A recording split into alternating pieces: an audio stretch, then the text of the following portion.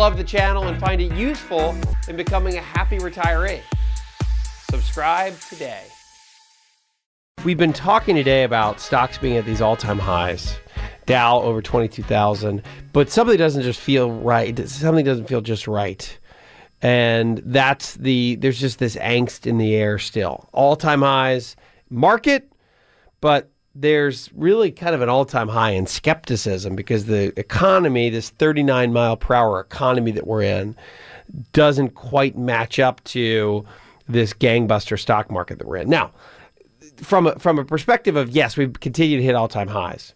And from that perspective, if you take a look at where we stand today, and Dow is, for the week, the Dow was actually up again another 1.2%. The S&P was relatively flat on the week, up only 0.19%, about 10.5% on the year. The Dow is actually up a little bit more than that, up 11.7% on the year.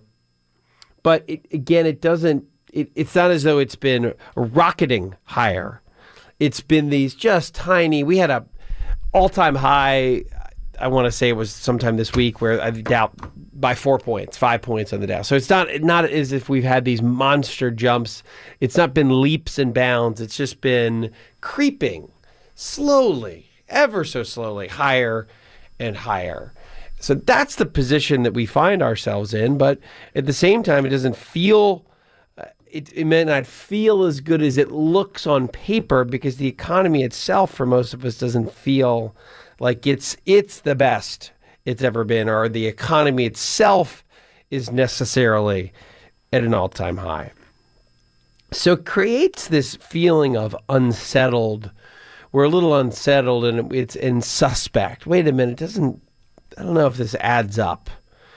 And there's a lot of reasons for that. I think the biggest reason is the slower economy that we've been in for a long time relative to what we got used to over the past 50 years, and something to some extent broke after the recession, the Great Recession of 07, 08, 09, and it's never quite been the same.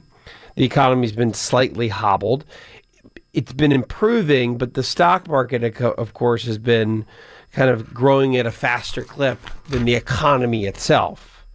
So what's really the solution? So what do you do if you're nervous and you're a nervous investor? Like we just had a call from Mary. She's nervous because, hey, look, she's got money in cash. She had to take these required minimum distributions and she hasn't reinvested it because she's scared of what to do. And it's difficult to be putting money to work when the market is at a high.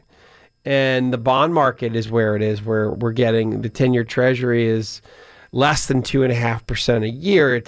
It's not as though that it is the water is ripe to dive in. So you've got to think through a couple of things, and I want to go through that now as these solutions for the Marys of the world who we just got off the phone with that are nervous. But let me get through a couple of these quick solutions here. So number one, we talked about how these dividend increases, you don't notice them. But if you're a dividend investor, and I think about SDY, which is the ETF we've talked about for a decade here on Money Matters, that if you look under the hood on an ETF that owns companies that are able to have steady, stable dividend policies and raise the dividend, none of them are really remarkable. You don't look under the hood and say, wow, they raised their dividend 4 cents this year, and now I'm rich. That doesn't work. It's the collectiveness works over many years that's very powerful. And that's this concept yield at cost that we talked about here on Money Matters last week.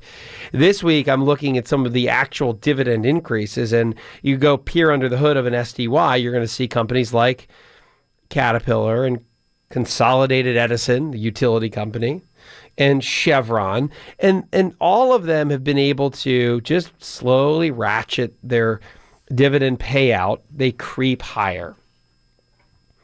So dividend increases are something that you really, in my opinion, as an investor, you want to look for. SDY is an example of an ETF that does that.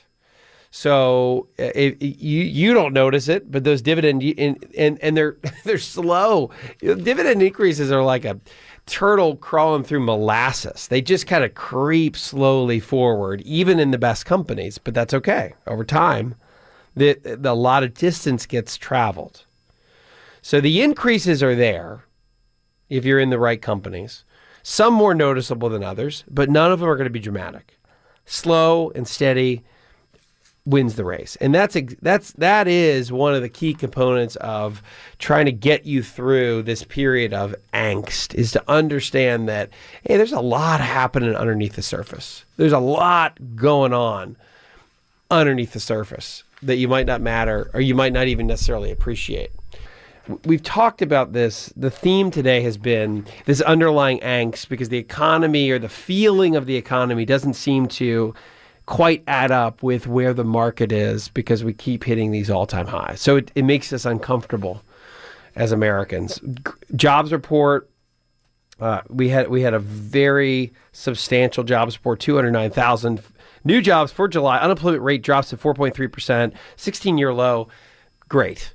Stock market, all-time high, but the collective economy doesn't feel as good as the market, and that's giving people pause. So we talked about one of those solutions for investors that feel stuck and feel as though it's nervous to do stocks, nervous to do bonds, nervous to do REITs, nervous to do pipeline companies, even if you're an income investor, is to really understand that underneath the hood, companies, in order to be able to continue to pay dividends, it's a very tall order. A lot of things have to be going right in the business cycle for them to up what they're paying out. Every time a company, and I use the example as Caterpillar, increases a dividend by 1 penny a quarter, it could be $20-30 million in incremental dividend that they pay out to shareholders. A lot of things have to be going right for a company to be able to do that. And if you have a collective group of 20, 30, 50 of these companies, then you have the pieces of the economy that are forging ahead at the most substantial sustained rate. And that's an important piece of the equation as an investor. So that's one, is taking a look at the rise, the companies that are actually increasing dividends, because there's a lot to that story. The second part here is a little more of a financial planning way to look at things. And I talked about this just recently in an Atlanta Journal Constitution article that I write. So I write, it's in the front of the living section every Tuesday. We recently wrote about 3 mistakes that the unhappy retirees make. One of them has to do with what we call the rich ratio here on WSB, on Money Matters. And I write about this too in the book, You Can Retire Sooner Than You Think, and one of the principles in the book. And the rich ratio is a planning tool. It's really pretty simple. It's the amount of money that you have in relation to the amount of money you need. That's a broad sense of the term.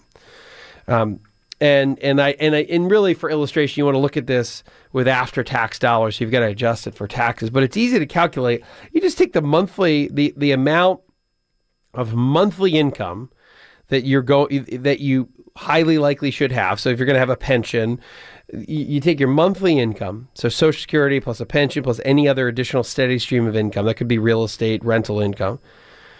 And then you have to include what your nest egg should produce. So let's call that 4 or 5% investment income from your nest egg. And then you take that collectively, and then you divide that number by what you expect to spend every month to live in retirement. So you're just taking your have divided by your need. That's your rich ratio. So this first situation, let's say Susan wants to travel in retirement. She needs $8,000 a month. She has a small pension, $1,000 a month, Social Security at age 66, $2,200 a month. She has $1 million saved, $1 million in her 401k. So the have is $1,000 and $2,200 plus 4.5% of the, let's call it the 401k. So that's another $3,750 a month. That's a total of just shy of $7,000 a month. She has a need of 8. The rich ratio is a little less than 1, so it's 0.87. You want to have a rich ratio over 1 for a happy retiree. Susan's is below 1, so we can't consider her to be rich. Take a look at Jack. He needs $4,000 a month to retire comfortably. And he's already paid off his house, so he's living mortgage free. So that's why he has such a low need per month. Another item about happy retirees versus unhappy, and that has to do with mortgage, but that's for another day. Jack has a small pension, $1,300 a month, $1,800 from Social Security every month. And he's got $500,000 in his 401k, half of what Susan had. His halve is $1,300 and $1,800 and $1,850. Or $1,875. That's again using 4.5% a year from his 401k. So he has this monthly amount that's around $5,000 a month. His needs 4, so his rich ratio, 5 divided by 4, or 4,750 divided by 4,000, is 1.24. So despite the fact that Jack has less money in retirement or in his account, he is in a better situation than Susan. He actually set up to be a much happier retiree.